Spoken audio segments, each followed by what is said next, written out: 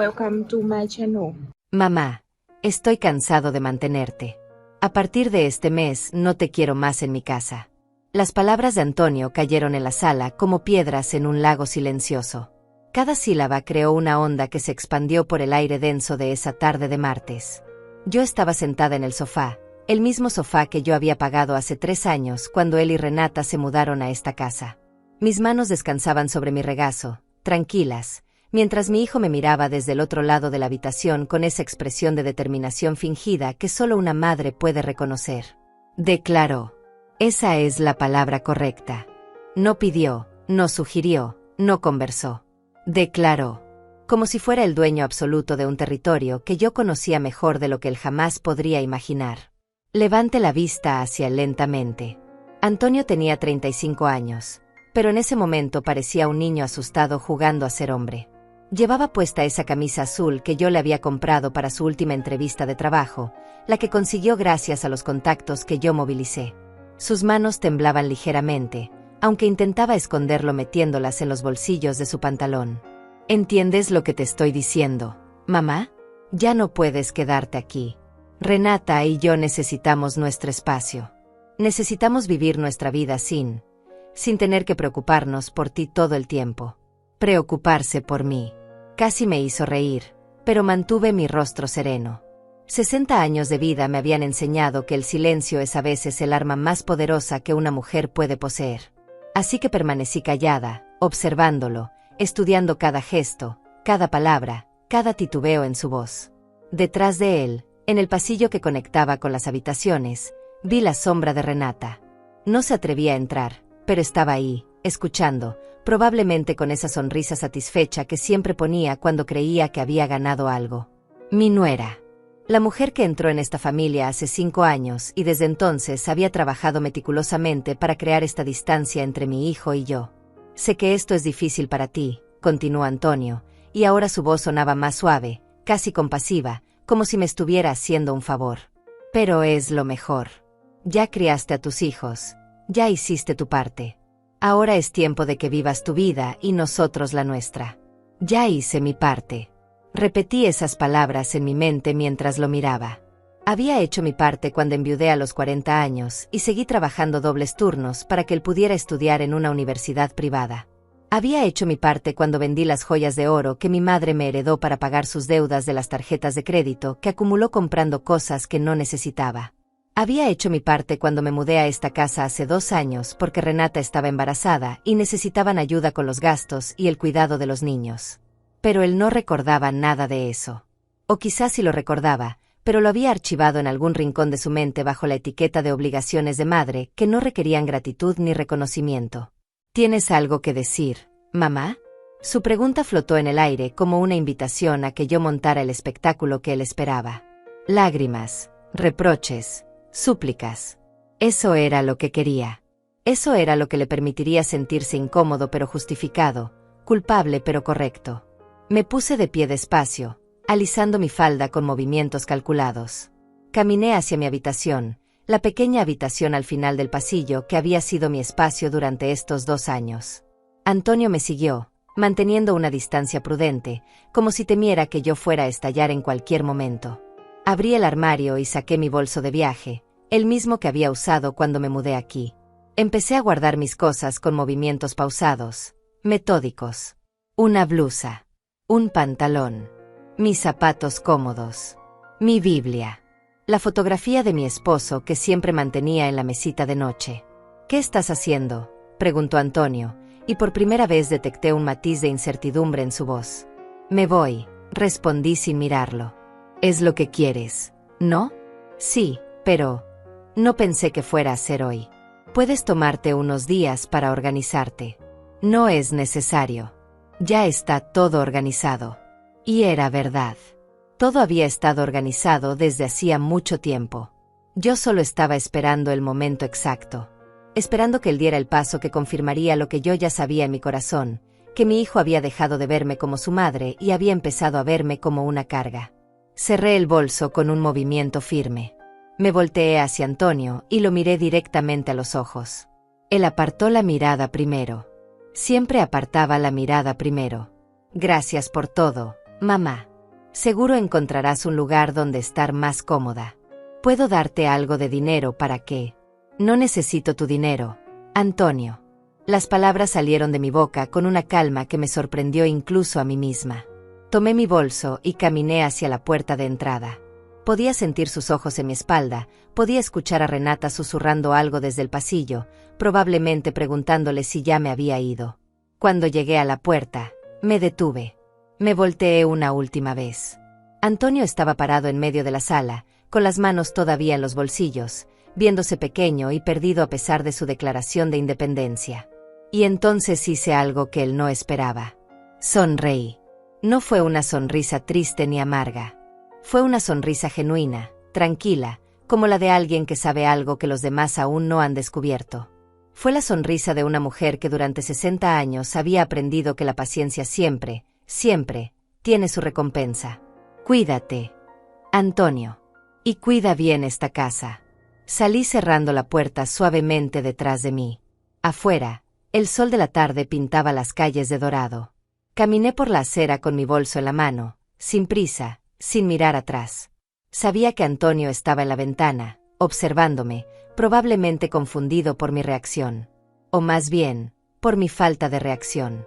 Porque él esperaba un drama. Esperaba que yo suplicara, que llorara, que le recordara todo lo que había hecho por él. Pero yo no haría nada de eso. No todavía. Un tiempo después, cuando él viniera a pedirme vivienda gratis en mi casa, cuando entrara por la puerta y viera lo que había frente a sus ojos, entonces sí hablaríamos. Entonces sí gritaría, pero no de dolor. De sorpresa. De impacto. De la comprensión tardía de lo que realmente había perdido ese día cuando me pidió que me fuera de su casa. De su casa. Seguí caminando, y mi sonrisa se hizo un poco más amplia. La casa de Emilia López estaba a 6 cuadras de donde acababa de salir. 6 cuadras que recorrí con paso firme, sintiendo el peso del bolso en mi mano, pero ningún peso en mi corazón. El aire fresco de la tarde me llenaba los pulmones y con cada paso me sentía más ligera, más clara, más dueña de mí misma de lo que había sido en los últimos 2 años. Emilia abrió la puerta antes de que yo tocara el timbre. Mi amiga tenía ese don peculiar de saber cuando algo importante estaba por suceder. Nos conocíamos desde hacía más de 30 años, desde que nuestros hijos iban juntos a la escuela primaria. Ya sucedió, dijo ella, no como pregunta sino como afirmación. Ya sucedió, confirmé. Me hizo pasar a su sala, me preparó un té de manzanilla sin preguntar si lo quería, y se sentó frente a mí con esa mirada que decía que estaba lista para escuchar todo. Pero yo no tenía mucho que contar sobre lo que acababa de pasar. Emilia ya lo sabía todo. Ella había sido testigo silenciosa de estos 2 años. ¿Cómo te sientes?, preguntó finalmente. Tranquila, respondí, y era verdad. Me siento extrañamente tranquila. Porque sabes lo que viene. Porque sé lo que viene. Y entonces, sentada en esa sala que olía a canela y a años de amistad genuina, empecé a contarle. No lo que acababa de pasar, sino lo que había pasado antes. Mucho antes. Desde el principio. Antonio nació cuando yo tenía 25 años. Mi esposo Cristiano y yo no teníamos mucho dinero, pero teníamos amor y esperanza. Cristiano trabajaba en una fábrica y yo daba clases de costura desde casa. Vivíamos en un apartamento pequeño, pero era nuestro. Cada cosa que teníamos, cada mueble, cada plato, lo habíamos comprado con nuestro esfuerzo. Cuando Antonio cumplió 15 años, Cristiano murió. Un accidente en la fábrica. Una máquina que falló, un protocolo de seguridad que no se siguió, y en un segundo mi mundo se desmoronó. Me quedé sola con un adolescente que acababa de perder a su padre y un futuro que de repente se veía oscuro e incierto. Pero yo no me rendí. No podía rendirme. Vendí el apartamento donde habíamos vivido y compré uno más pequeño. Con el dinero que me sobró abrí una cuenta de ahorros para la educación de Antonio. Tomé 2 trabajos. Durante el día seguía dando clases de costura, y por las noches limpiaba oficinas. Dormía 4 horas si tenía suerte. Antonio era un buen estudiante, eso no puedo negarlo. Tenía sueños grandes. Quería ser ingeniero. Quería tener éxito. Quería darme una vida mejor, o al menos eso decía. Yo creía en esas palabras. Creía que cada sacrificio que yo hacía era una inversión en nuestro futuro compartido. Cuando llegó el momento de entrar a la universidad, la cuenta de ahorros no era suficiente. Las universidades públicas estaban saturadas y Antonio no había conseguido lugar. Las privadas eran caras, muy caras. Pero yo había prometido que él estudiaría, así que vendí las joyas de oro que mi madre me había dejado. Un collar, unos aretes, una pulsera que había estado en nuestra familia por 3 generaciones. Las vendí todas sin dudarlo. Antonio estudió ingeniería. 5 años de matrícula, libros, transporte, comidas. Yo seguía trabajando mis 2 empleos. Seguía durmiendo poco. Seguía sacrificando todo para que él tuviera lo que yo nunca tuve: una educación superior, oportunidades, un futuro brillante. Se graduó con honores. Fue uno de los días más felices de mi vida. Lo vi subir al escenario, recibir su diploma, sonreír para las fotografías. Pensé que todo había valido la pena. Pensé que ahora las cosas serían diferentes. Y fueron diferentes, pero no de la manera que yo esperaba. Antonio consiguió un trabajo bien pagado en una empresa de construcción. Ganaba más en un mes de lo que yo ganaba en 3. Finalmente podía respirar, pensé. Finalmente podría descansar un poco, recuperar algo de lo que había dado. Pero Antonio tenía otros planes. Quería un carro nuevo. Quería ropa de marca. Quería salir con sus amigos a restaurantes caros. Quería impresionar a las chicas que conocía. Y lo hizo. Todo eso lo hizo. Mamá, solo son unos cuantos meses, me decía cuando le pedía ayuda con el alquiler.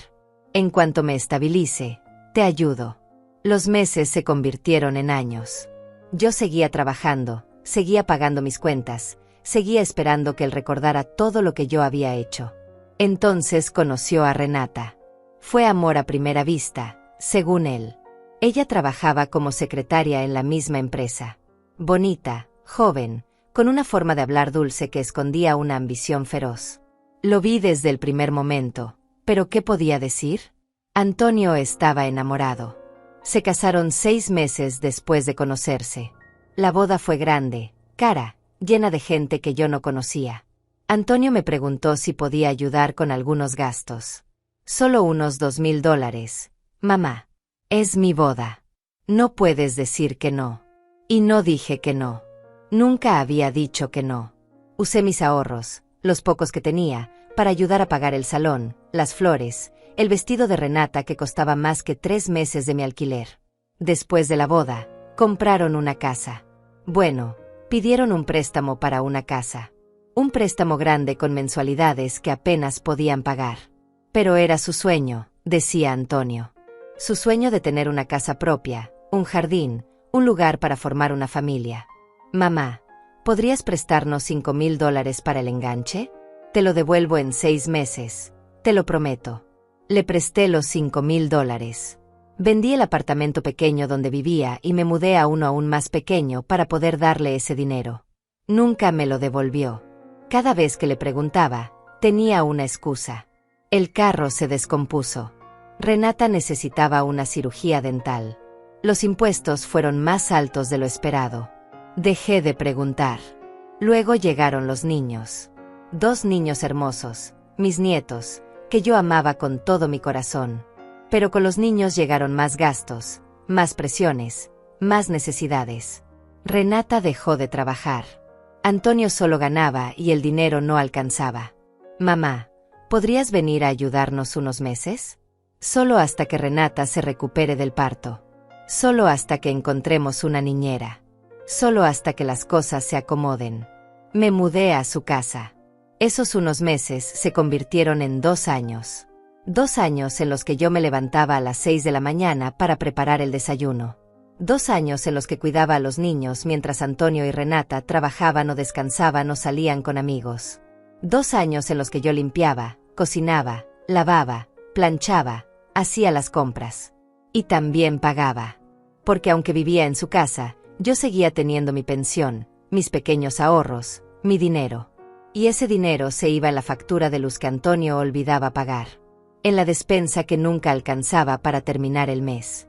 En los uniformes de los niños. En los medicamentos cuando alguien se enfermaba.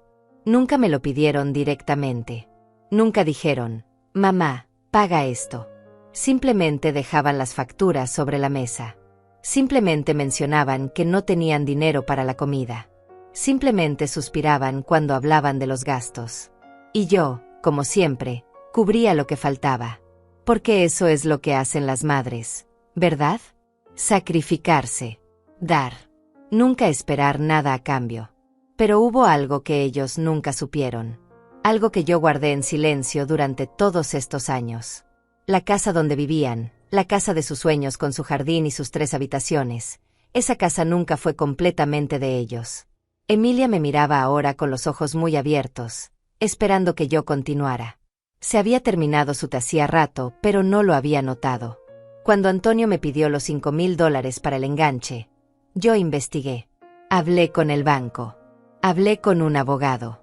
Y descubrí que con mi pensión y mis ahorros, yo podía calificar como codeudora. Más que eso, podía ser la deudora principal. Así que eso fue lo que hice. Puse la casa a mi nombre. Yo firmé el préstamo principal. Antonio firmó como codeudor. El banco estuvo feliz porque yo tenía mejor historial crediticio que él. Antonio estuvo feliz porque consiguió su casa. Nunca le explicaron bien los papeles que firmó. Nunca preguntó. Solo vio la casa y la quiso. Durante 5 años, yo pagué la mitad de las mensualidades. En secreto. Transferencias directas desde mi cuenta a la cuenta del préstamo. Antonio pensaba que él pagaba todo. Nunca revisó los estados de cuenta. Nunca se dio cuenta de que cada mes, $1,200 salían de mi pensión para mantener el techo sobre su cabeza. Entonces hoy, cuando me dijo que me fuera de su casa, técnicamente me estaba pidiendo que me fuera de mi propia casa. Emilia soltó una carcajada. Una carcajada fuerte, genuina, llena de justicia poética. ¿Y él no sabe nada de esto? No sabe nada. ¿Y qué vas a hacer? Esperar. ¿Esperar qué?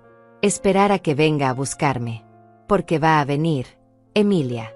Va a venir. Me quedé en casa de Emilia esa primera noche. Dormí en su habitación de huéspedes, en una cama con sábanas que olían a lavanda y a la tranquilidad que no había sentido en 2 años. Desperté sin el peso de tener que levantarme temprano para preparar desayunos que nadie agradecía.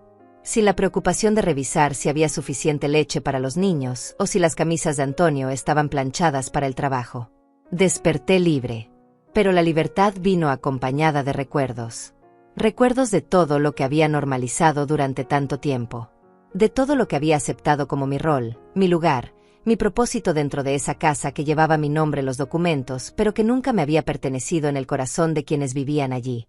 Emilia preparó café esa mañana y nos sentamos en su pequeño balcón que daba a la calle. El sol apenas estaba saliendo y las calles todavía estaban tranquilas. Me pasó una taza humeante y me miró con esa expresión que decía que tenía preguntas, pero que esperaría a que yo hablara primero. ¿Sabes qué era lo peor? Comencé, sin apartar la vista de la calle. No era el trabajo. No era levantarme temprano o acostarme tarde. No era limpiar o cocinar o lavar la ropa de todos. Emilia esperó en silencio. Lo peor era la invisibilidad. Era hacer todo eso y que nadie lo notara. Era ser tratada como parte del mobiliario. Como algo que siempre estuvo ahí y siempre estaría, sin necesidad de reconocimiento ni gratitud. Y entonces empecé a contarle los detalles. Los pequeños detalles que se habían acumulado como polvo en los rincones, casi imperceptibles individualmente pero asfixiantes en su conjunto. Las mañanas comenzaban siempre igual. Yo me levantaba a las 6. Preparaba el desayuno completo, huevos revueltos, frijoles, tortillas recién hechas, café, jugo de naranja. Ponía la mesa. Despertaba a los niños, los bañaba, los vestía, les cepillaba los dientes. A las 7:30, cuando Antonio y Renata finalmente salían de su habitación, todo estaba listo. Buenos días, decían, si es que decían algo. Se sentaban a la mesa como si la comida hubiera aparecido por arte de magia. Comían rápido, revisando sus teléfonos, hablando entre ellos sobre sus planes del día. Los niños derramaban jugo, tiraban comida al piso, peleaban por quien tenía el plato más grande. Yo limpiaba todo. Siempre limpiaba todo. Después de que Antonio se iba al trabajo y Renata llevaba a los niños a la escuela, comenzaba mi propia rutina. Lavaba los platos del desayuno. Hacía las camas. Recogía la ropa sucia de todos los rincones de la casa porque nadie, absolutamente nadie, había aprendido a usar el cesto de ropa. Pasaba la aspiradora. Limpiaba los baños. Lavaba la ropa. A media mañana, revisaba el refrigerador y hacía una lista de lo que faltaba. Luego caminaba 6 cuadras hasta el supermercado porque Renata siempre necesitaba el carro y Antonio se lo llevaba al trabajo. Compraba la despensa con mi dinero. No porque me lo pidieran directamente, sino porque sabía que si no lo hacía, no habría comida suficiente para la semana. $200 cada semana. A veces más si los niños necesitaban algo especial o si había que comprar productos de limpieza. $8,000 al año en despensa que yo pagaba, pero que ellos consumían como si fuera su derecho. Regresaba a casa cargando las bolsas. Subía las escaleras del porche con las rodillas que me dolían cada vez más. Guardaba todo en su lugar. Comenzaba a preparar el almuerzo aunque nadie vendría a comerlo porque Antonio comía en el trabajo y Renata con sus amigas. Pero yo lo preparaba de todas formas, por si acaso, porque una vez Renata llegó sin avisar y se molestó porque no había comida lista. Las tardes eran para los niños. Los recogía de la escuela a las 3. Les daba de merendar. Revisaba sus tareas. Los ayudaba con los proyectos que siempre dejaban para el último minuto. Los llevaba al parque si el clima estaba bien. Les leía cuentos. Jugaba con ellos los juegos que sus padres estaban demasiado cansados o demasiado ocupados para jugar. Yo los amaba. A mis nietos los amaba con todo mi corazón. Pero el amor se estaba mezclando con resentimiento hacia sus padres, y eso me dolía más que cualquier otra cosa. A las 6 comenzaba a preparar la cena. Nada sencillo. Renata tenía estándares. Quería comidas completas, variadas, presentadas bonitas. Yo cocinaba pollo asado con verduras. Hacía sopas caseras. Preparaba postres. Ponía la mesa como si fuéramos a recibir visitas importantes. Antonio llegaba a las 7. Renata a las 7:30. Se sentaban a cenar. Hablaban de su día. De sus problemas en el trabajo. De sus amigos. De sus planes para el fin de semana. A veces me preguntaban cómo había estado mi día, pero era una pregunta vacía, hecha por cortesía. Nunca esperaban una respuesta real. Bien, decía yo. Todo bien. Y era suficiente para ellos. Después de la cena, yo recogía la mesa. Lavaba los platos. Limpiaba la cocina. Preparaba los almuerzos para el día siguiente. Doblaba la ropa que había lavado en la mañana. Planchaba las camisas de Antonio para la siguiente semana.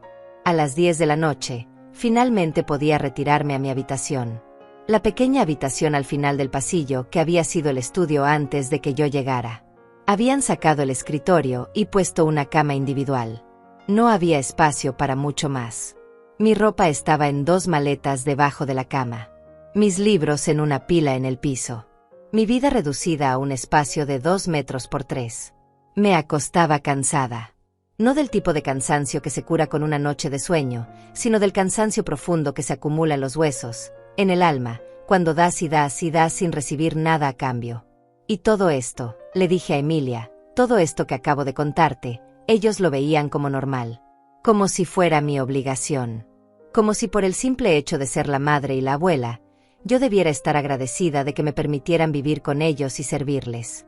Emilia negó con la cabeza, con los ojos húmedos. Pero espera, le dije, porque aún no te he contado la parte del dinero.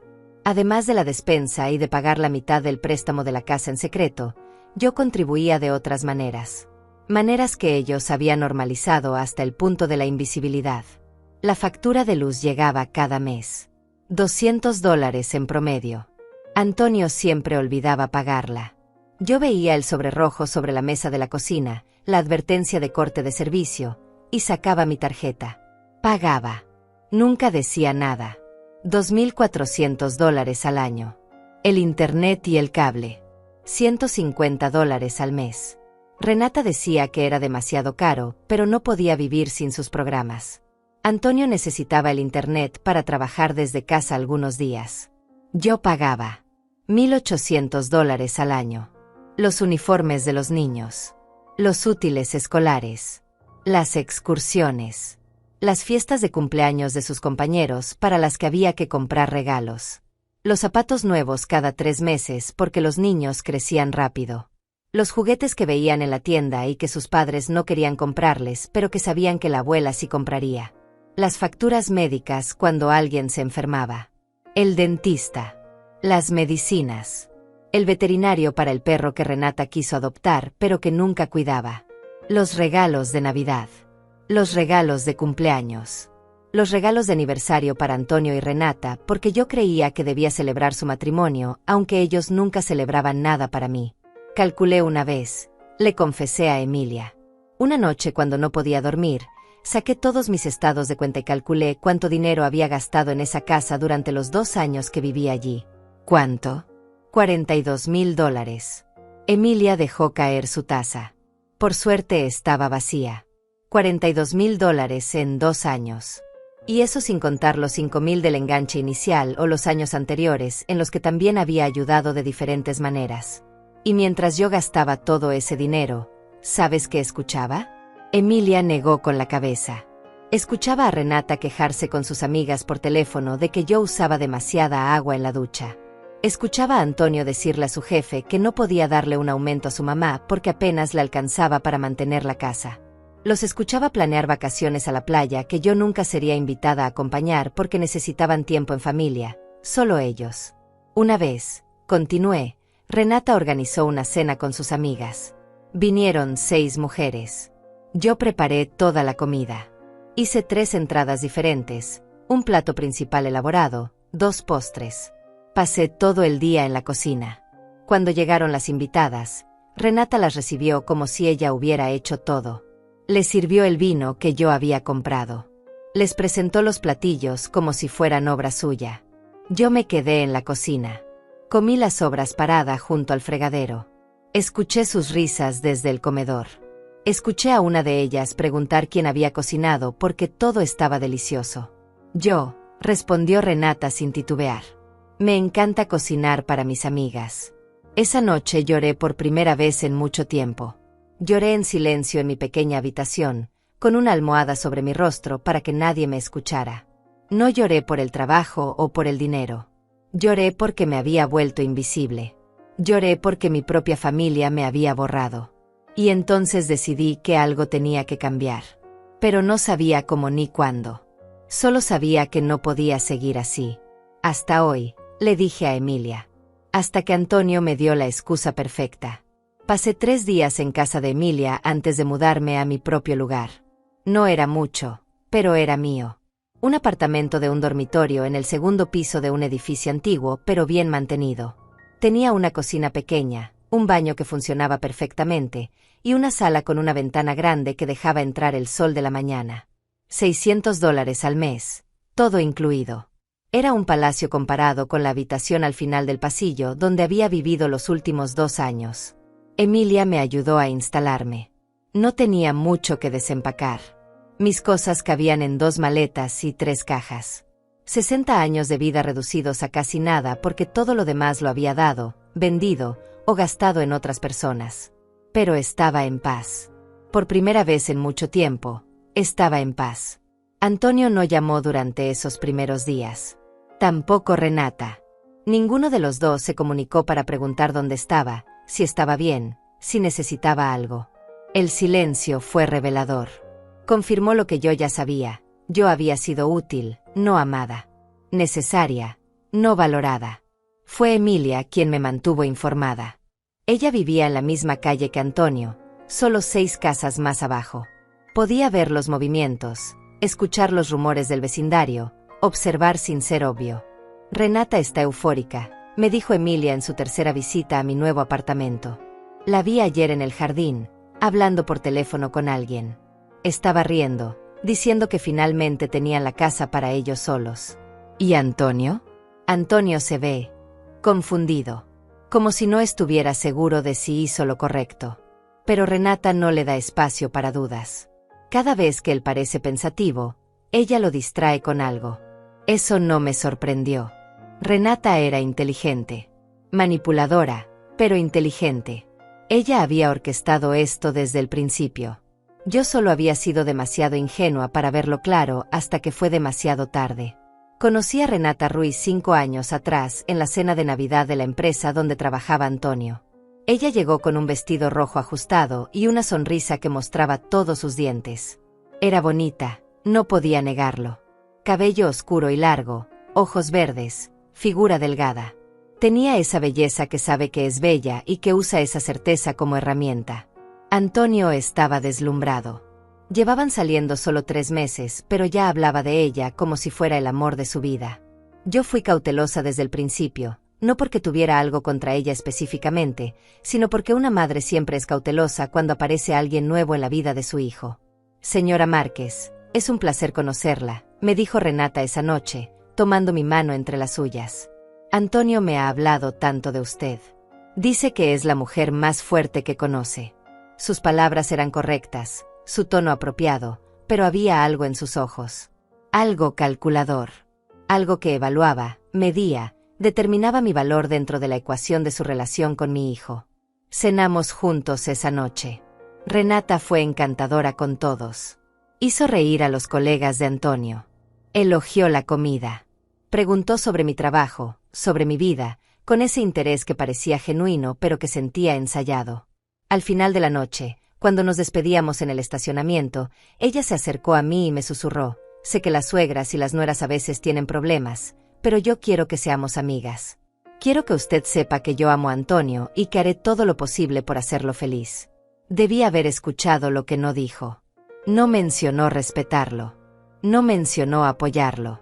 Solo hacerlo feliz.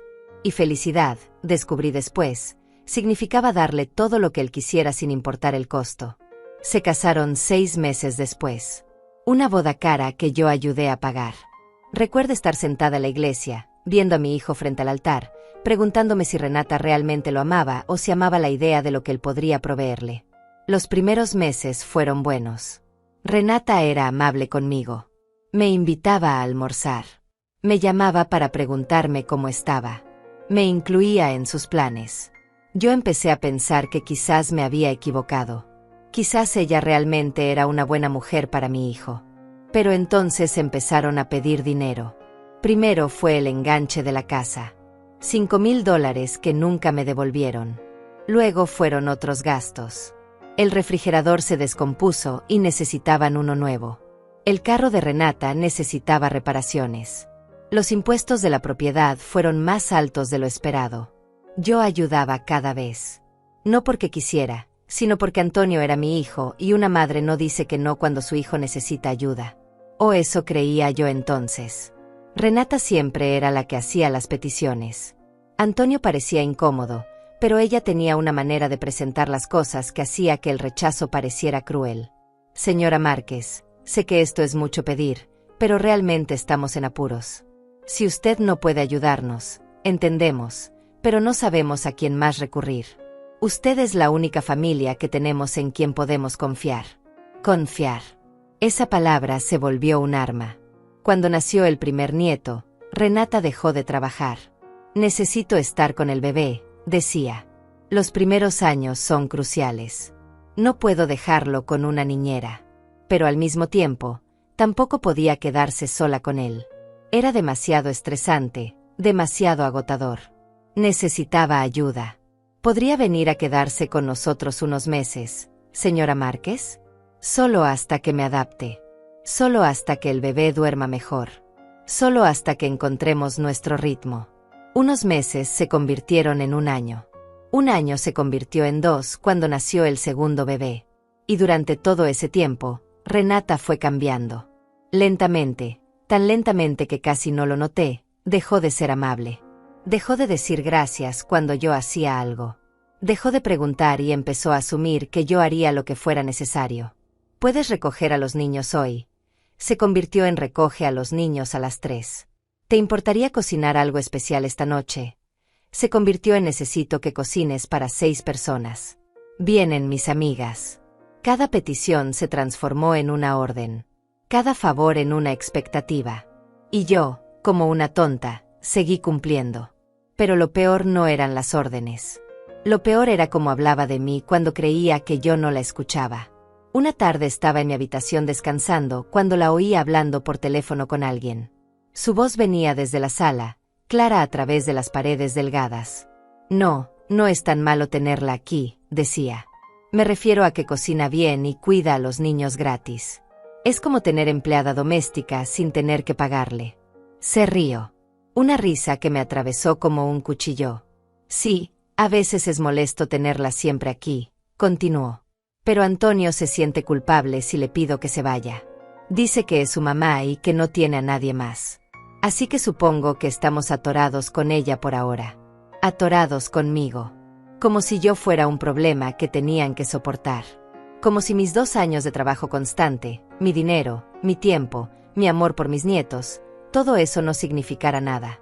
Me quedé sentada en mi cama, con el corazón latiendo fuerte, las manos temblando. Quería salir y confrontarla. Quería gritarle que esta casa llevaba mi nombre. Que sin mí ellos no tendrían donde vivir. Que yo no era una empleada, era la dueña. Pero no lo hice. Me quedé callada. Porque sabía que si mostraba mis cartas demasiado pronto, perdería la ventaja. Emilia tenía razón cuando me dijo que Renata había orquestado mi expulsión. Yo lo supe antes de que Antonio viniera a pedirme que me fuera. Lo supe por las señales pequeñas que ella había estado dejando durante meses. Los comentarios pasivos. Qué lindo debe ser tener tiempo libre como usted, señora Márquez. Yo quisiera poder descansar tanto. Las sugerencias envenenadas. Antonio, ¿no crees que tu mamá estaría más cómoda en un lugar propio? A su edad, seguro quiere su privacidad. Los silencios calculados cuando yo entraba a una habitación. Las conversaciones que se detenían abruptamente. Las miradas que intercambiaba con Antonio que decían todo sin decir nada. Renata quería la casa para ella sola. Quería el control total. Quería a Antonio completamente bajo su influencia, sin la presencia de una suegra que pudiera cuestionar sus decisiones o recordarle a su esposo quien realmente había hecho posible todo lo que tenían. Y lo consiguió. Finalmente lo consiguió. Pero lo que Renata no sabía, lo que ninguno de los dos sabía, era que al expulsarme de esa casa, habían activado una bomba de tiempo. Porque yo ya no estaba pagando el préstamo. Desde el día que salí de allí, detuve las transferencias automáticas. $1,200 que habían estado sosteniendo ese techo sobre sus cabezas cada mes ahora se quedaban en mi cuenta. Antonio tendría que pagar la mensualidad completa por primera vez en 5 años. $2,400 en lugar de los 1,200 que él creía que pagaba. Le di 2 meses.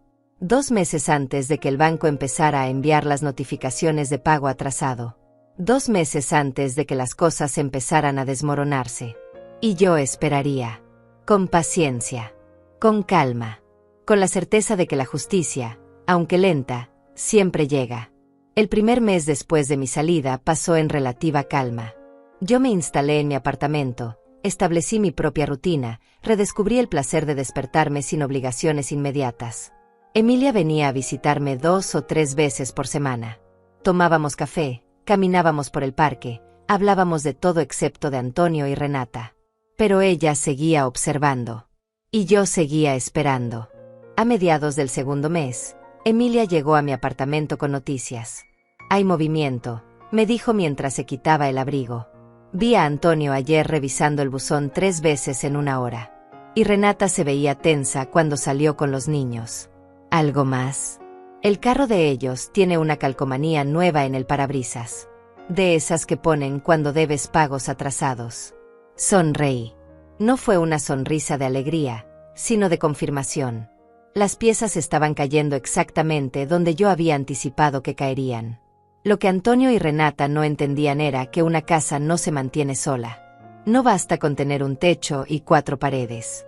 Una casa necesita dinero constante, atención constante, reparaciones constantes. Y cuando vives en el límite de tus posibilidades económicas, cualquier gasto extra puede ser el que rompa el equilibrio.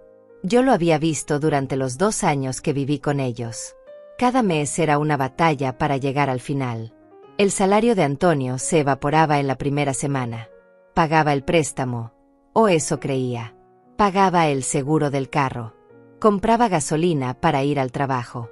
Y entonces miraba su cuenta bancaria y descubría que apenas le quedaba dinero para lo demás. Ahí era donde yo entraba. Silenciosa. Invisible. Cubriendo los huecos que ellos ni siquiera sabían que existían. Pero ahora yo no estaba. Y los huecos se estaban haciendo evidentes. La factura de luz que yo pagaba.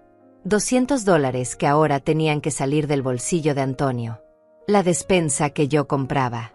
$200 semanales que ahora era responsabilidad de Renata.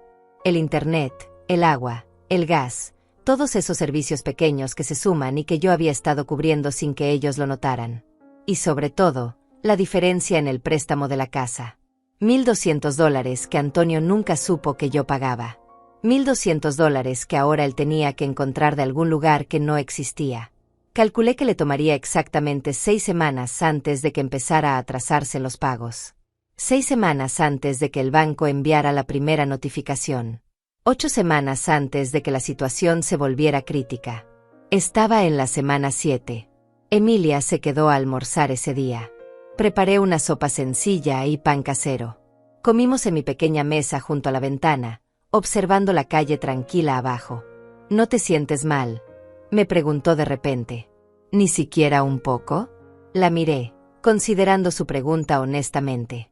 ¿Por qué debería sentirme mal? No estoy haciendo nada malo. Solo dejé de regalar mi dinero a personas que nunca lo agradecieron. Pero son tu hijo y tus nietos. Mis nietos no tienen la culpa de nada, respondí.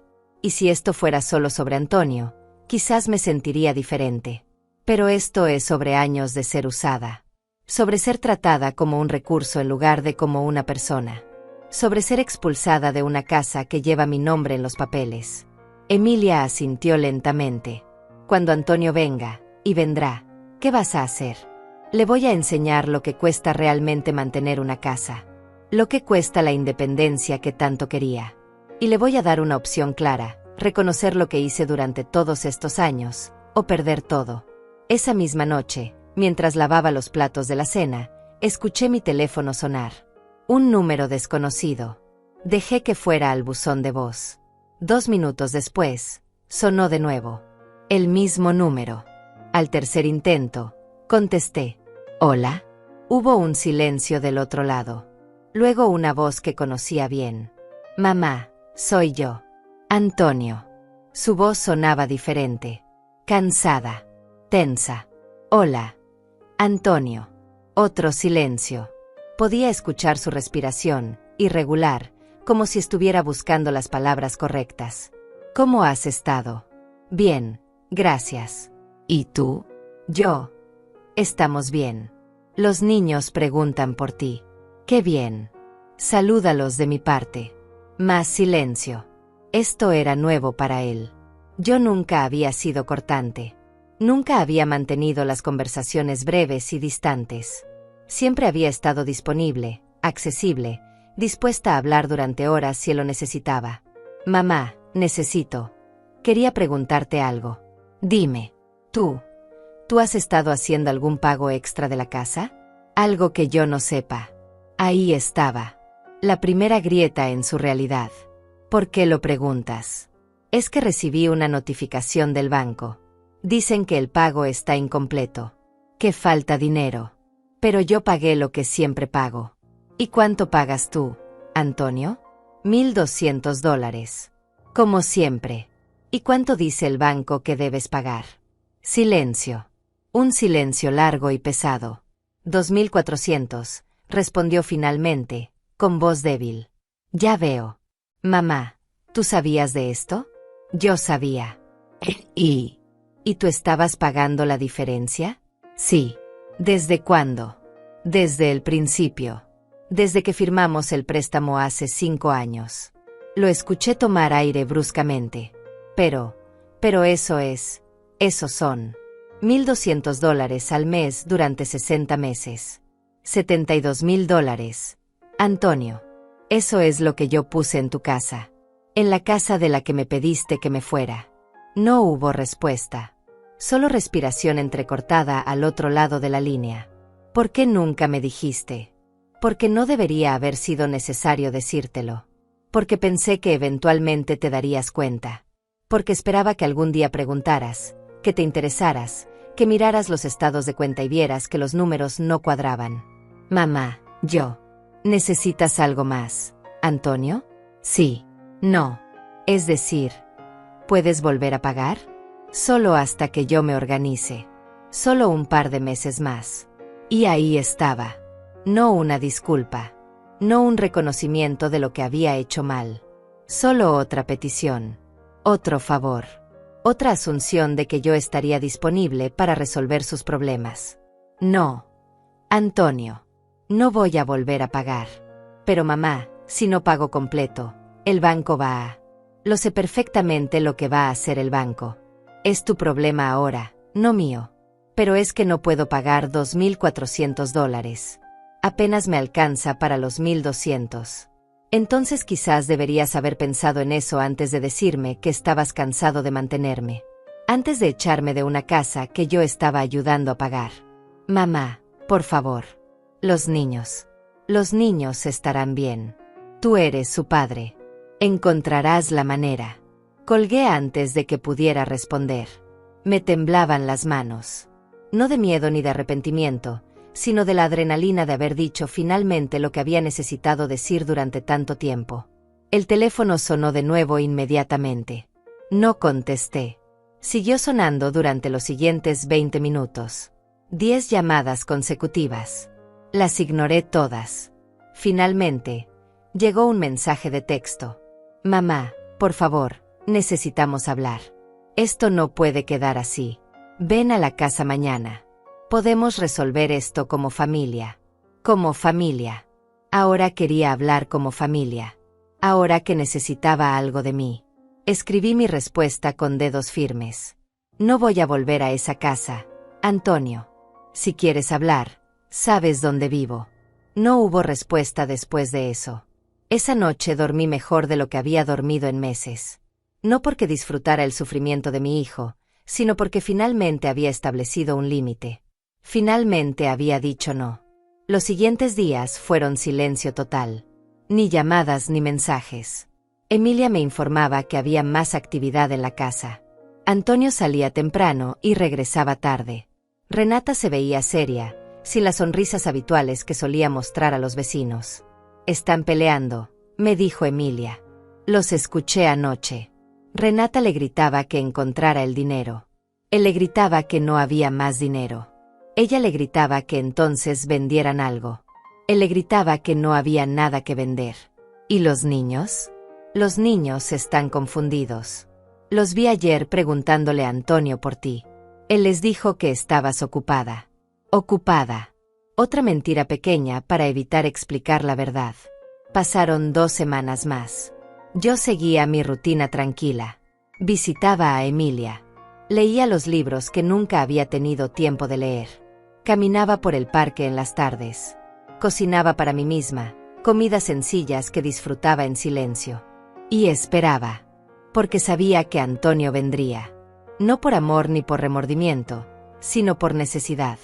Y cuando viniera, cuando tocara mi puerta buscando ayuda, yo estaría lista. Lista para mostrarle exactamente lo que había perdido cuando decidió que ya no me quería en su casa. La tercera semana después de mi conversación telefónica con Antonio trajo cambios visibles. Emilia me contaba cada detalle con una mezcla de preocupación y satisfacción. Preocupación por mis nietos, satisfacción por ver que finalmente la verdad estaba saliendo a la luz. El carro de Antonio desapareció, me dijo un martes por la tarde. Lo vi ayer y hoy ya no está. Creo que lo vendieron. ¿El carro que yo ayudé a comprar? Pregunté, aunque ya sabía la respuesta. El mismo. Ahora Renata tiene que llevar a los niños a la escuela caminando. La vi esta mañana, cargando al más pequeño en un brazo y jalando al mayor con la otra mano. Se veía furiosa. No dije nada. Solo asentí mientras servía más té. Fuera de mi ventana, el mundo seguía girando. El sol seguía saliendo cada mañana. La vida continuaba con su ritmo constante, indiferente a los pequeños dramas humanos que se desarrollaban en casas y apartamentos a lo largo de la ciudad. Pero dentro de mí, algo estaba cambiando. No era satisfacción lo que sentía. No era venganza. Era algo más profundo y más tranquilo. Era claridad. La claridad de saber que había hecho lo correcto. que establecer límites no era crueldad, sino necesidad.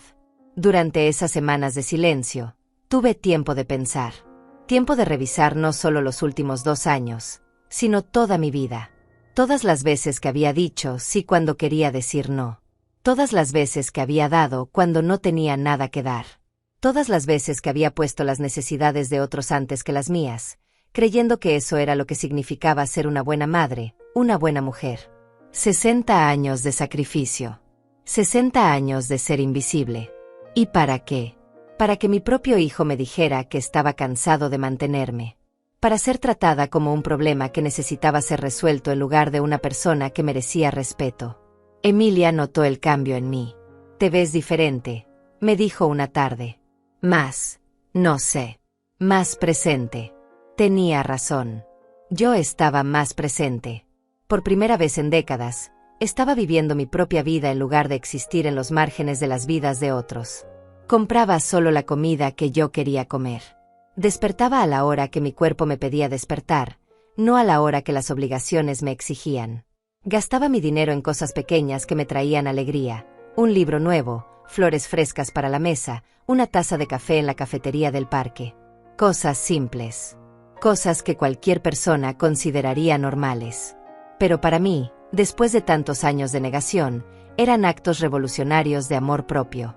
Un jueves por la tarde, 4 semanas después de haber dejado la casa de Antonio, llegó una carta a mi apartamento. El remitente era un bufete de abogados. La abrí con manos tranquilas. «Estimada señora Márquez», comenzaba la carta. «Nos comunicamos con usted en representación del Banco Nacional respecto a la propiedad ubicada en calle Magnolia 847. Como titular principal del préstamo hipotecario, le informamos que actualmente existe un atraso de 2 mensualidades completas. Le solicitamos ponerse en contacto con nosotros a la brevedad posible para discutir opciones de pago y evitar procedimientos de ejecución hipotecaria. 2 mensualidades completas.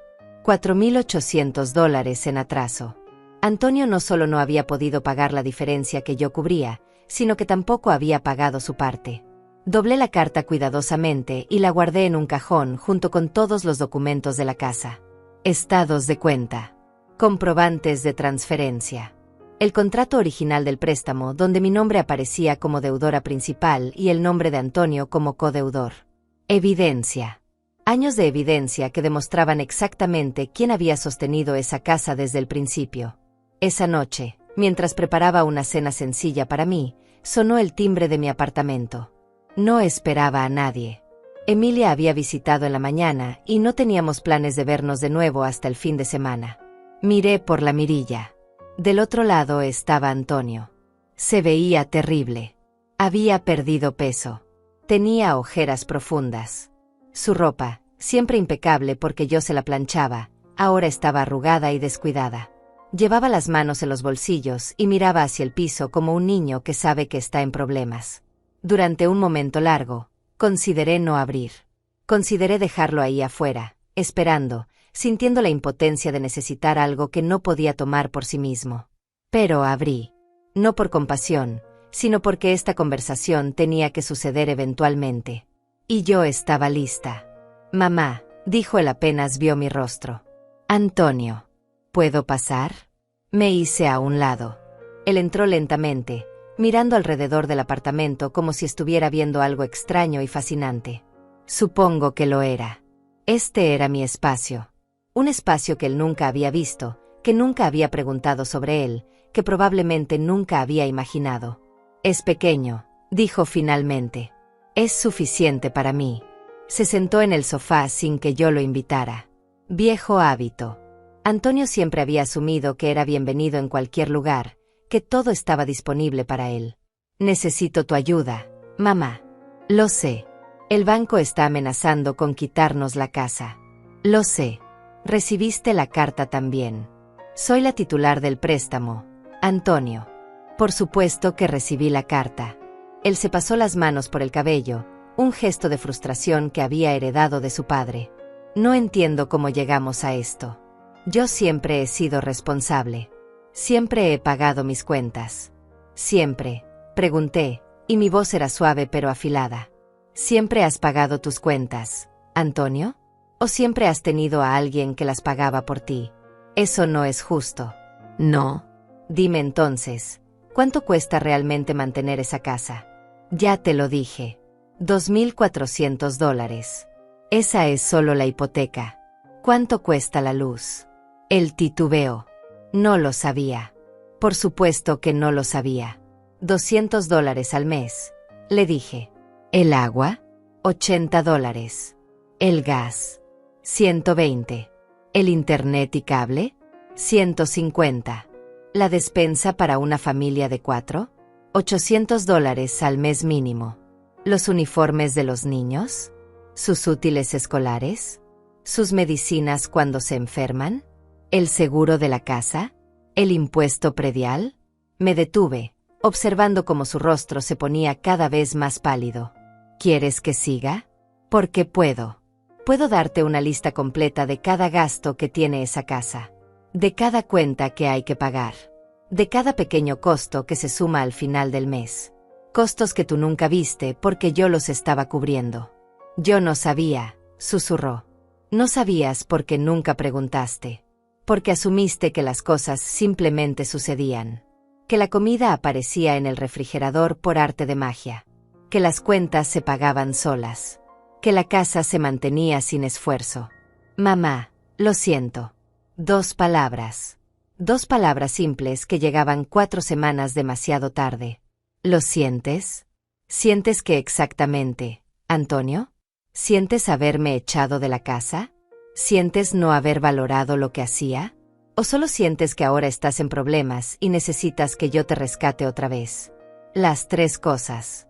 Todo. Siento todo. Lágrimas empezaban a formarse en sus ojos. Mi hijo, mi niño, llorando frente a mí. Una parte de mí, la parte que había sido madre durante 35 años, quería consolarlo. Quería decirle que todo estaría bien, que mamá arreglaría todo como siempre. Pero esa parte ya no tenía el control. ¿Dónde está Renata?, pregunté. En casa. Con los niños.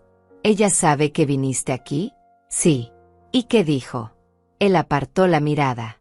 Dijo que hiciera lo que fuera necesario para que tú volvieras a pagar la casa. Ahí estaba. La verdad desnuda. No habían venido buscando reconciliación. No habían venido a disculparse genuinamente o a reconocer su error. Habían venido porque me necesitaban. Porque sin mí, su castillo de naipes se estaba derrumbando. Dile a Renata que no voy a pagar nada. Mamá, por favor. Nos van a quitar la casa. No te van a quitar nada, Antonio. Porque la casa no es tuya. ¿Qué? La casa está a mi nombre. Yo soy la titular del préstamo. Tú eres solo codeudor.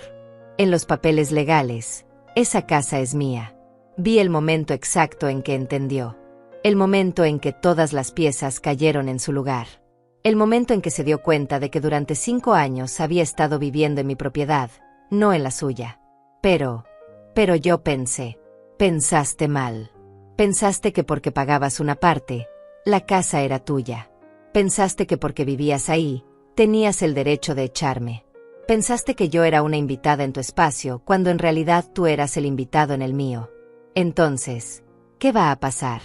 Eso depende del banco. Si no se pagan las mensualidades atrasadas, eventualmente iniciarán el proceso de ejecución hipotecaria. Cuando eso suceda, perderán el derecho a vivir ahí. ¿Y tú? Yo soy la dueña. Ellos me notificarán. Tendré opciones. Opciones que él no tendría. Opciones que yo había asegurado años atrás cuando firmé esos documentos. Mamá, no puedes hacernos esto. Piensa en los niños. Pienso en los niños todos los días. Pero tú eres su padre, Antonio. Tú eres quien debe pensar en ellos. Tú eres quien debe encontrar soluciones. Se puso de pie bruscamente. Esto es cruel. Después de todo lo que hemos sido como familia, ¿me vas a dejar sin casa? No te voy a dejar sin nada. Te estoy enseñando lo que cuesta la vida real. Te estoy mostrando lo que yo he estado cargando sola durante años mientras tú creías que estabas siendo el proveedor. Caminó hacia la puerta, furioso ahora en lugar de suplicante. Esto no se va a quedar así, dijo con voz temblorosa. Tienes razón, respondí con calma. No se va a quedar así. Va a empeorar antes de mejorar. Y cuando finalmente entiendas todo lo que perdiste, cuando finalmente valores lo que tenías, quizás entonces podamos hablar de verdad. Salió dando un portazo. Lo vi desde mi ventana caminar por la calle, sus hombros caídos, derrotado. Y yo me senté en mi sofá, en mi apartamento, en mi paz, y no sentí culpa. Sentí libertad. Después de la visita de Antonio, tomé una decisión. Ya no esperaría pasivamente a que las cosas se desarrollaran. Era momento de tomar control activo de la situación. No por venganza, sino por protección. Protección de lo que me quedaba, de lo poco que había logrado conservar después de años de dar. A la mañana siguiente llamé al banco. Pedí hablar con el oficial de préstamos encargado de mi cuenta. Me atendió un hombre llamado José Muñiz. Tenía voz calmada y profesional. Señora Márquez, he revisado su expediente. Veo que hay 2 mensualidades vencidas. ¿Tiene planes de ponerse al corriente? Tengo una pregunta primero, señor Muñiz. Soy la titular principal del préstamo. Mi hijo es codeudor. ¿Qué opciones tengo yo que él no tenga? Hubo una pausa mientras revisaba documentos. Como titular principal, usted tiene varias opciones. Puede poner el préstamo al corriente pagando las mensualidades atrasadas. Puede solicitar una reestructuración del préstamo. O puede iniciar un proceso para remover al codeudor y asumir el préstamo completamente a su nombre. ¿Y si no hago nada? Entonces procederíamos con la ejecución hipotecaria estándar. Sin embargo, como usted es la titular, tendría prioridad en la notificación y en cualquier proceso de venta o recuperación de la propiedad. Entiendo.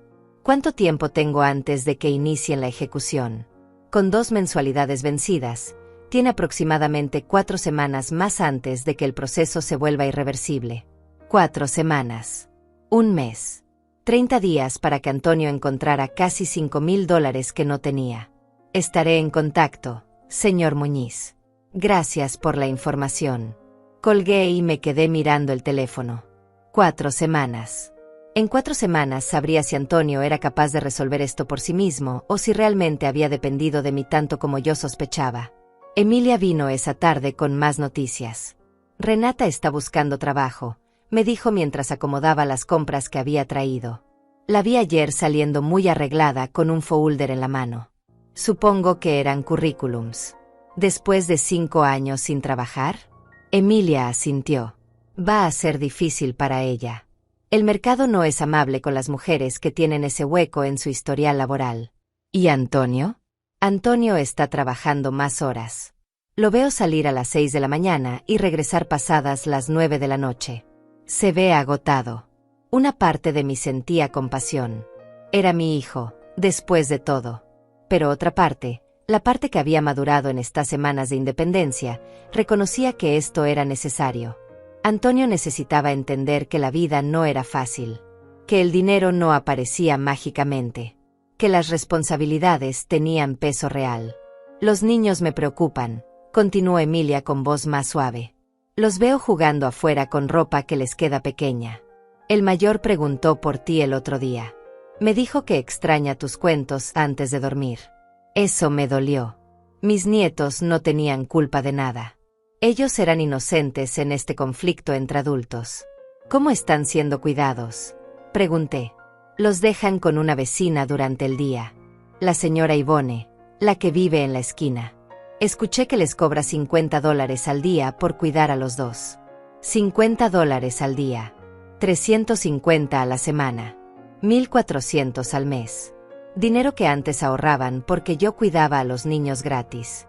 Todo se estaba sumando. Cada gasto que yo había cubierto silenciosamente ahora se hacía visible, urgente, imposible de ignorar. Esa noche no pude dormir bien. Seguía pensando en mis nietos. En cómo los había acostado a dormir durante 2 años. En cómo les leía historias y les cantaba canciones. En cómo el mayor me llamaba abuela Carme y el pequeño todavía no podía pronunciar mi nombre completo. Me levanté a las 3 de la mañana y me preparé un té de manzanilla. Me senté junto a la ventana, mirando la ciudad dormida, y me pregunté si estaba siendo demasiado dura. Si debería ceder, aunque fuera un poco, por el bien de los niños. Pero entonces recordé la voz de Renata por teléfono diciendo que yo era como tener empleada doméstica gratis. Recordé a Antonio diciéndome que estaba cansado de mantenerme. Recordé años de invisibilidad, de ser usada sin ser vista. No estaba siendo demasiado dura. Estaba siendo justa. Finalmente, después de 60 años, estaba siendo justa conmigo misma. La primera semana después de la visita de Antonio pasó sin más contacto. La segunda semana trajo una llamada de un número que no reconocí. Era Renata. Señora Márquez, comenzó, y su voz era diferente. No tenía el tono dulce y manipulador que usualmente usaba. Sonaba cansada, real. Necesito hablar con usted. Adelante. No por teléfono. ¿Podemos vernos? Solo nosotras dos. Eso me sorprendió. Renata nunca había querido pasar tiempo a solas conmigo. Siempre había necesitado a Antonio como mediador, como escudo. ¿Para qué? Para hablar de mujer a mujer. Sin Antonio. Sin drama. Solo nosotras. Había algo en su voz que me hizo aceptar. Curiosidad, quizás. O la necesidad de escuchar lo que tenía que decir sin filtros. Nos encontramos al día siguiente en una cafetería pequeña a medio camino entre mi apartamento y la casa. Llegué primero. La vi entrar 10 minutos después, y casi no la reconocí. Renata siempre había sido meticulosa con su apariencia. Maquillaje perfecto, cabello arreglado, ropa a la moda. La mujer que entró a la cafetería ese día llevaba el cabello recogido en una cola de caballo despeinada, sin maquillaje, con jeans viejos y una camiseta simple. Se veía como lo que era, una mujer al borde del colapso. Se sentó frente a mí sin ceremonias. Pidió un café negro. Esperó a que se lo trajeran antes de hablar. Usted tenía razón sobre todo, dijo directamente, sin preámbulos. Yo lo empujé a echarla. Yo planté las semillas. Yo lo convencí de que usted era el problema. ¿Por qué? Porque quería la casa para mí. Quería sentir que era nuestra, solo nuestra. Quería tener el control completo. Al menos era honesta. Eso era más de lo que esperaba de ella. ¿Y ahora? Ahora me doy cuenta de que no tengo control de nada. De que sin usted, todo se está cayendo a pedazos. No solo el dinero, señora Márquez. Todo. Los niños lloran por usted. Antonio está trabajando tanto que apenas lo veo. Yo estoy buscando trabajo, pero nadie quiere contratarme. Y la casa se siente vacía sin usted. No dije nada. Solo esperé. Sé que no tengo derecho a pedir nada. Sé que fui cruel y manipuladora. Pero le pido que piense en los niños. Ellos no merecen perder su hogar por mis errores. Los niños no van a perder nada que importe realmente, respondí con calma. Van a tener a sus padres.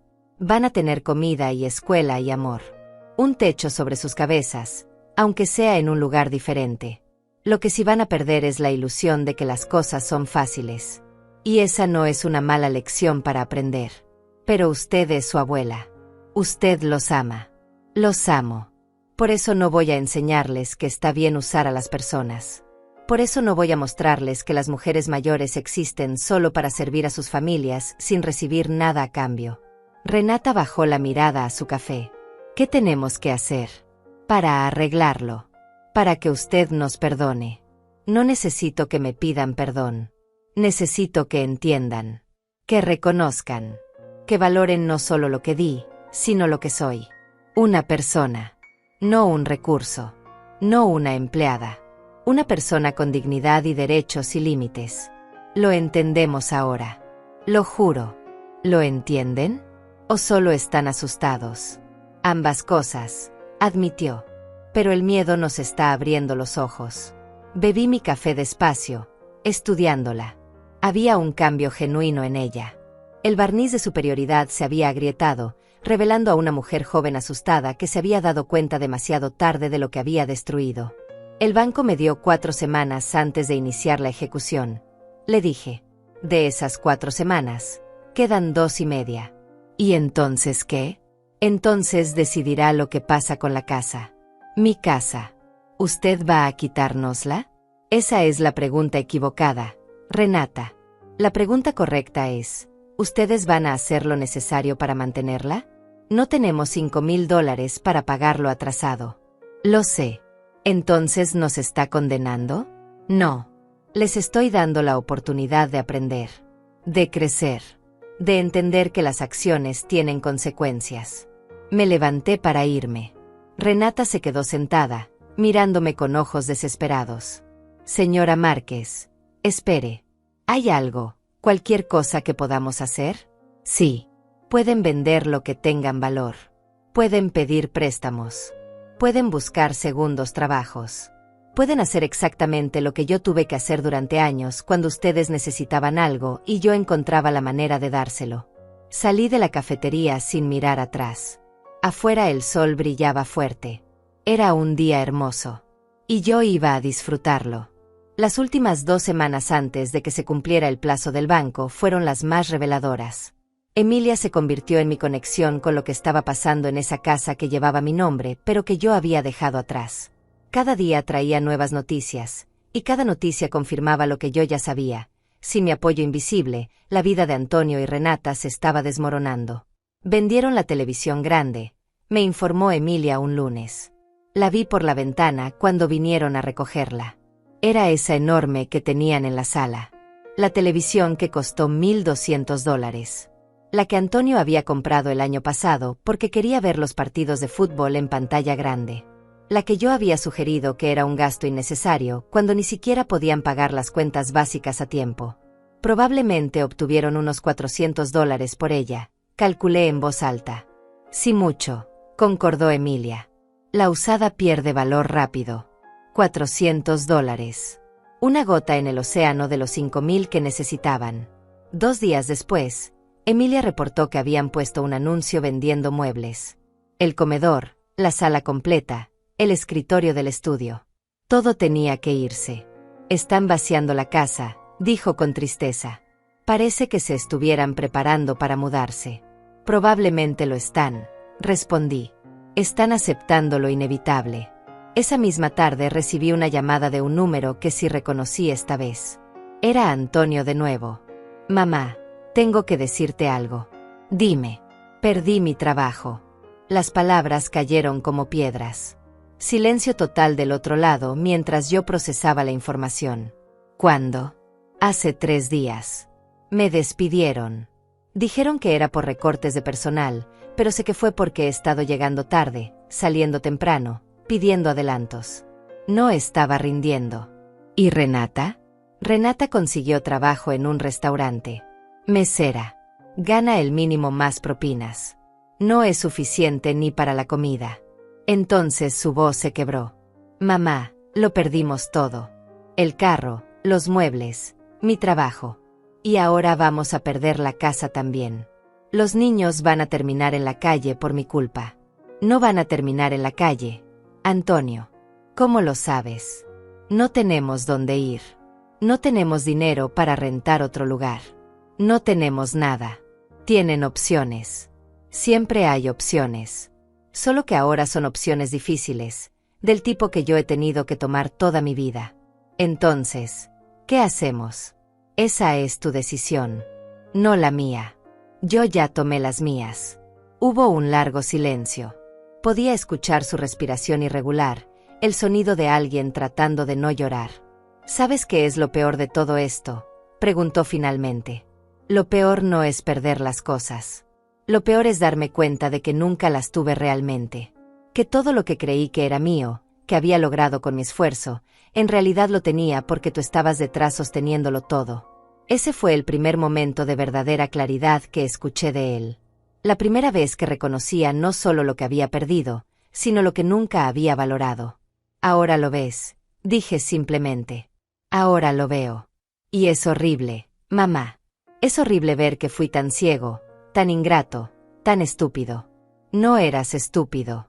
Eras cómodo, privilegiado, normalizado en una dinámica donde yo daba y tú tomabas sin siquiera darte cuenta. ¿Cómo lo soportaste durante tanto tiempo? Porque te amaba. Porque eres mi hijo. Porque creía que algún día verías, que entenderías, que corresponderías de alguna manera. ¿Y ya no me amas? Te amo. Siempre te amaré. Pero amararte ya no significa sacrificarme por ti. Ya no significa permitir que me uses. El amor no requiere que yo desaparezca para que tú existas.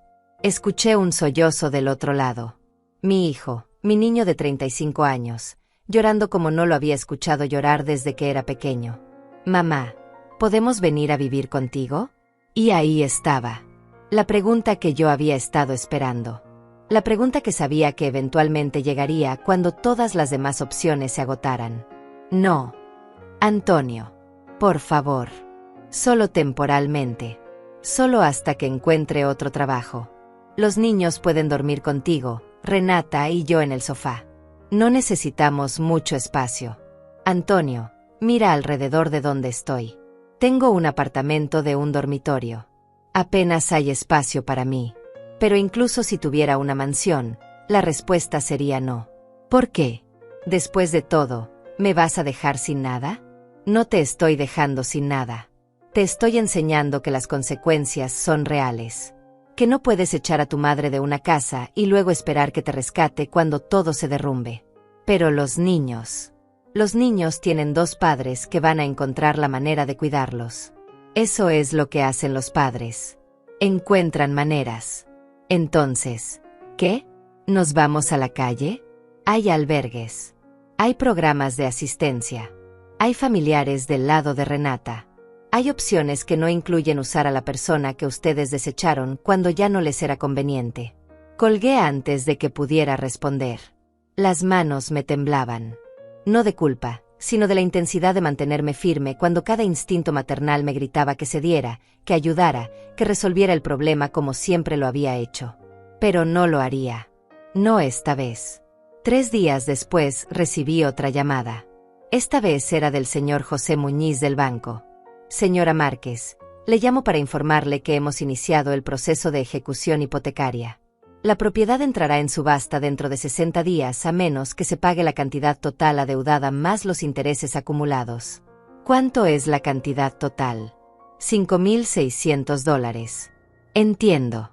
¿Y cuáles son mis opciones como titular del préstamo? Usted puede pagar la cantidad adeudada y continuar con el préstamo. O puede permitir que la ejecución proceda, en cuyo caso tendrá prioridad para recuperar la propiedad después de la subasta si está dispuesta a pagar la deuda pendiente. ¿Qué pasa con el codeudor? El señor Antonio Márquez no tiene los mismos derechos que usted como titular. Si la propiedad se subasta, él perderá todo derecho sobre ella. Gracias por la información, señor Muñiz. ¿Tiene alguna decisión que quiera comunicarme en este momento? Todavía no. Le haré saber. Colgué y me senté en mi sofá, mirando por la ventana hacia la calle tranquila. 60 días. 2 meses más de esta situación antes de que todo se resolviera de una forma u otra. Esa noche, mientras preparaba la cena, sonó el timbre. Miré por la mirilla esperando ver a Antonio de nuevo. Pero era Renata, y venía acompañada de los niños. Abrí la puerta lentamente. Mis nietos me vieron y sus caras se iluminaron. «Abuela Carme», gritó el mayor, corriendo hacia mí. El pequeño lo siguió, con sus bracitos extendidos. Los abracé, sintiendo sus cuerpecitos cálidos contra mí, oliendo el champú de bebé en su cabello, escuchando sus voces emocionadas contándome todo lo que había pasado desde que me fui. «Te extrañamos mucho», dijo el mayor. «¿Por qué no vives con nosotros ya?» Renata estaba de pie en la puerta, viéndome abrazar a los niños. Tenía lágrimas en los ojos. Sabía que esto no era justo, me dijo. Usar a los niños. Pero estoy desesperada, señora Márquez. Y ellos realmente la extrañan. Los extraño yo también, respondí, acariciando el cabello del pequeño. ¿Podemos pasar? Me hice a un lado. Los niños corrieron inmediatamente a explorar el apartamento pequeño, emocionados con todo como solo los niños pueden estar. Renata se quedó de pie en la entrada de la sala, nerviosa. Antonio no sabe que vine. Me mataría si supiera que traje a los niños aquí. ¿Para qué viniste? Para suplicar. Para humillarme. Para hacer lo que sea necesario para que usted nos ayude. Los niños encontraron mis libros y estaban hojeándolos con cuidado, sentados en el piso. No voy a pagarles la deuda, Renata. Lo sé. Ya entendí eso. Pero hay algo más que puede hacer. ¿Qué? quedarse con la casa, pagar la deuda. Y déjenos vivir ahí, como inquilinos. Pagaremos renta. No mucho porque no tenemos mucho, pero algo. Y esta vez será diferente. Esta vez la trataremos con el respeto que merece. ¿Esta vez? Sé que suena vacío decir eso después de todo. Pero hemos cambiado, señora Márquez. O al menos yo he cambiado. He visto lo que es trabajar largas horas por poco dinero. He sentido el cansancio de llegar a casa y todavía tener que cocinar y limpiar y cuidar niños. He entendido lo que usted hacía todos los días mientras yo me quejaba de tonterías. La miré durante un largo momento. Había sinceridad en sus ojos, pero también desesperación. Y era difícil saber dónde terminaba una y comenzaba la otra. Necesito pensarlo, le dije finalmente. ¿Cuánto tiempo tenemos? El banco dijo 60 días hasta la subasta. Entonces tenemos 2 meses para demostrarle que hablamos en serio. Para mostrarle que realmente hemos cambiado. No me tienen que demostrar nada a mí, Renata. Se lo tienen que demostrar a ustedes mismos. Los niños se quedaron 1 hora más. Les leí un cuento. Les preparé galletas. Los abracé y los besé antes de que se fueran. Cuando la puerta se cerró detrás de ellos, me quedé sola en mi apartamento. Y por primera vez en semanas, no estaba segura de cuál era el siguiente paso correcto. Pasé los siguientes 3 días en reflexión profunda. No era una decisión que pudiera tomar a la ligera. No se trataba solo de dinero o de propiedades. Se trataba de establecer el tono de cómo sería mi vida de aquí en adelante. Se trataba de definir mis límites de una manera que fuera clara, permanente e innegociable. Emilia vino a visitarme el 4.º día. Me encontró sentada junto a la ventana con una taza de té frío que había olvidado beber. «Has estado muy callada», me dijo. «¿Qué pasa por tu mente?» «Estoy decidiendo qué clase de abuela y madre quiero ser de aquí en adelante». «¿Y qué has decidido?» «Que puedo amar a mi familia sin sacrificarme por ellos. Que puedo ayudar sin perderme a mí misma. Que puedo ser generosa sin ser invisible». Emilia asintió. «Esas son decisiones sabias. Pero también he decidido algo más. He decidido que mis nietos merecen tener un hogar estable. Y que a veces el amor significa hacer cosas difíciles que benefician a las personas que amas, incluso cuando ellas no lo merecen completamente todavía. ¿Vas a ayudarlos? Voy a ayudarme a mí misma. Y en el proceso, ellos se beneficiarán. Pero esta vez será bajo mis términos». Al día siguiente llamé al señor José Muñiz del banco. «Señor Muñiz, quiero pagar la deuda completa. Los $5.600. Excelente, señora Márquez. ¿Y el codeudor? Quiero removerlo del préstamo. Quiero que la propiedad quede completamente a mi nombre, sin ningún otro titular. Eso es posible. Necesitaré que venga al banco a firmar algunos documentos. Estaré ahí mañana». Esa noche llamé a Antonio. Él contestó al primer timbre, su voz ansiosa. «¿Mamá?» «Antonio, voy a pagar la deuda de la casa». Lo escuché tomar aire bruscamente. «¿En serio?» «Mamá, gracias. Yo no he terminado. Voy a pagar la deuda y voy a quitarte como codeudor. La casa quedará completamente a mi nombre. Pero puedes seguir viviendo ahí. Tú, Renata y los niños. Pero como mis inquilinos, no como dueños». Hubo un silencio largo. «¿Inquilinos? Pagarán renta. $800 al mes. Es menos de lo que costaría cualquier otro lugar del mismo tamaño, pero es lo que necesito para cubrir la hipoteca y los gastos de la propiedad. $800. No sé si podamos. Entonces encontrarán otro lugar donde vivir. Pero si se quedan, hay reglas». «¿Qué reglas?» «Yo visitaré a mis nietos cuando quiera. Ustedes me tratarán con respeto. No habrá más asumir que yo haré cosas gratis. Si necesitan un favor, lo piden explícitamente y aceptan que puedo decir que no, y cada mes, el 1.º de cada mes, la renta se paga completa y a tiempo. 1 mes de retraso y tendrán que irse». Su voz sonaba pequeña cuando respondió. «Entiendo. ¿Aceptas estos términos?» «Sí, los acepto». «Entonces prepara los papeles. Voy al banco mañana a arreglar todo. Mamá, yo lo siento por todo. Siento no haber visto lo que hacías. Siento haberte echado. Siento haber sido tan ciego y tan cruel. Lo sé, Antonio. Y acepto tu disculpa. Pero las disculpas no cambian el pasado. Solo las acciones pueden cambiar el futuro. Te prometo que será diferente. No me prometas. Solo muéstramelo. Día tras día, mes tras mes. Muéstramelo. 2 semanas después, firmé todos los documentos en el banco. La casa de la calle Magnolia 847 quedó oficialmente registrada solo bajo mi nombre. Antonio fue removido como codeudor. El préstamo se reestructuró bajo términos que yo podía manejar con mi pensión más la renta que ahora recibiría. El señor Muñiz me estrechó la mano cuando todo estuvo completo. Felicidades, señora Márquez. Es oficialmente dueña de su propiedad. Dueña. 60 años y finalmente era dueña de algo que nadie podía quitarme. Esa tarde fui a la casa. Toqué el timbre aunque técnicamente no necesitaba hacerlo. Era mi casa, después de todo. Pero quería establecer el precedente de respeto mutuo. Renata abrió la puerta. Se veía diferente. Más delgada, más cansada, pero también más real. El barniz de superioridad se había ido completamente. Señora Márquez, adelante, por favor. Entré.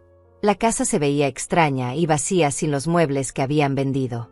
Pero también se veía limpia. Alguien había estado esforzándose por mantenerla presentable.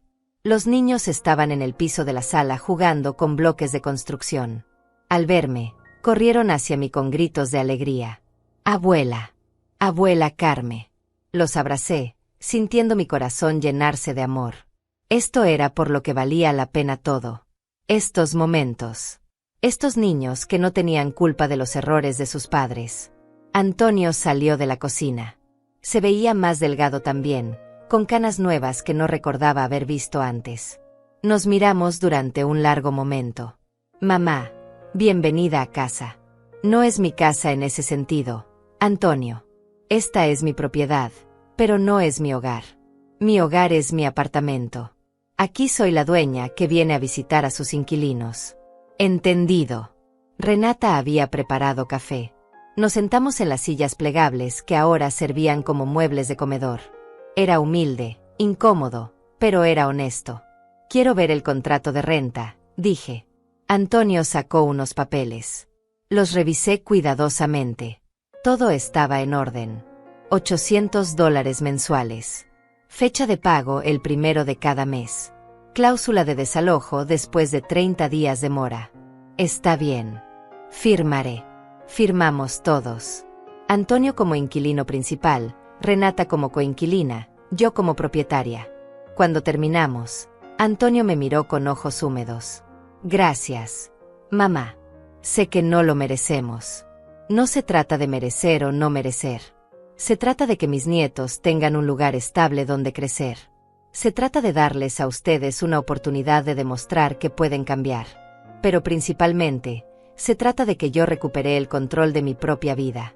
Renata habló por primera vez. Le prometo, señora Márquez, que será diferente. Yo conseguí un trabajo de tiempo completo. Antonio está buscando activamente. Y estamos aprendiendo a vivir con menos, a valorar más. Eso espero. Pasé la tarde con mis nietos. Les leí cuentos. Jugamos con sus bloques. Les preparé la cena con los ingredientes simples que encontré en la cocina. Renata observaba, tomando notas mentales, aprendiendo. Cuando llegó la hora de irme, el mayor me abrazó fuerte. ¿Vas a volver, abuela? Voy a volver. Todas las semanas. Pero al final del día, yo regreso a mi casa. ¿Por qué no vives aquí con nosotros? Porque la abuela necesita su propio espacio. Porque todos necesitamos tener lugares que sean solo nuestros. Pero eso no significa que no los amo. Te amamos, abuela. Yo también los amo, mi cielo. Antonio me acompañó a la puerta. En el porche, bajo la luz del atardecer, me miró con una expresión que era parte arrepentimiento, parte respeto, parte comprensión tardía. Eres más fuerte de lo que nunca pensé, mamá. Siempre fui fuerte, Antonio. Solo que tú estabas demasiado cómodo para notarlo. Tienes razón. Y voy a pasar el resto de mi vida compensándote. No necesito compensación. Solo necesito respeto. Y verlos crecer. Ver que aprendan de esto. Lo haremos. Te lo prometo. No me prometas. Solo hazlo. Caminé de regreso a mi apartamento esa noche mientras el sol se ponía detrás de los edificios. Las calles estaban tranquilas. El aire era fresco. Y yo me sentía más liviana de lo que me había sentido en años. No porque hubiera ganado algo. No porque hubiera demostrado un punto. Sino porque finalmente había encontrado el equilibrio entre amar a mi familia y amarme a mí misma. 60 años me tomó aprender esa lección. 60 años de dar y dar hasta que no quedó nada de mí. Pero ahora, a mis 60 años, estaba reconstruyéndome. Recuperando mi voz. Estableciendo mis límites. Viviendo mi vida. Y si mi hijo y mi nuera habían aprendido algo de todo esto, si habían crecido aunque fuera un poco, entonces quizás sus hijos no tendrían que esperar 60 años para aprender lo que yo acababa de descubrir. Que el amor verdadero no requiere que desaparezcas. Que el sacrificio no tiene que ser silencioso ni invisible. Que puede ser generosa sin ser usada. Que puede ser fuerte sin ser dura. Y que nunca, nunca es demasiado tarde para recuperar tu dignidad. Llegué a mi apartamento. Subí las escaleras lentamente, saboreando cada paso. Abrí la puerta de mi hogar. Mi espacio. Mi paz. Me preparé un té. Me senté junto a la ventana. Y sonreí. No fue una sonrisa de satisfacción ni de venganza. Fue la sonrisa de una mujer que finalmente había encontrado el camino de regreso a sí misma. Y eso, después de todo lo que había pasado, era más valioso que cualquier casa, cualquier propiedad, cualquier cosa material que pudiera poseer. Era libertad. Era dignidad. Era paz. Era, finalmente, después de 60 años, simplemente mía.